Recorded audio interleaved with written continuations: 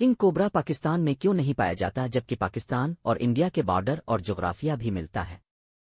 King cobra دنیا کا زہریلا ترین سانپ ہے اور قامت میں بھی کافی بڑا ہے، یعنی یہ 18 فٹ تک لمبا ہو سکتا ہے اور جب پھن مار کر کھڑا ہو تو 6 فٹ سے اونچا ہوتا ہے۔ ذرا سوچیں اب کے قد سے زیادہ لمبا زہریلا سانپ اب کے سامنے کھڑا ہو۔ اس کا ایک بوسہ ہاتھی کو مارنے کے لیے کافی ہے۔ خیر، جب بھارت میں کنگ کوبرا پایا جاتا ہے تو پاکستان میں کیوں نہیں؟ حالانکہ دونوں ممالک کا جغرافیہ کچھ حد تک مشترک ہے۔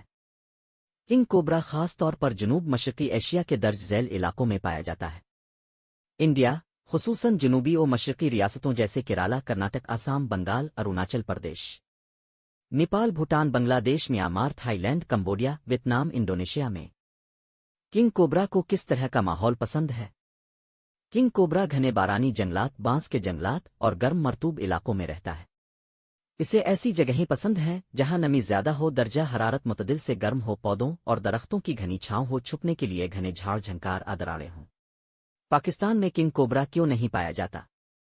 پاکستان میں عمومی طور خشک اور نیم خشک ماحول پایا جاتا ہے۔ بارشیں کم ہوتی ہیں سوائے چند مخصوص علاقوں جیسے مری، ایبٹ آباد، کشمیر۔